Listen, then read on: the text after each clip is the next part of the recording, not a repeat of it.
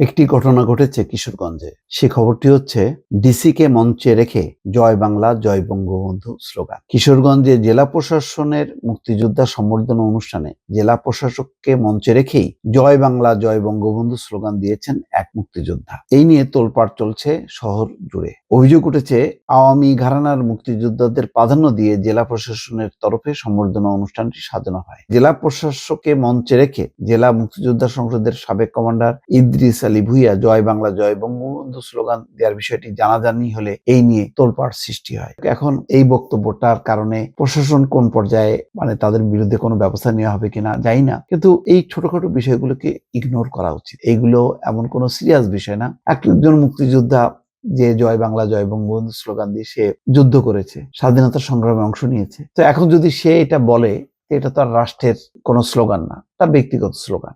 ব্যক্তিগত স্লোগান যে কেউ দিতে পারে,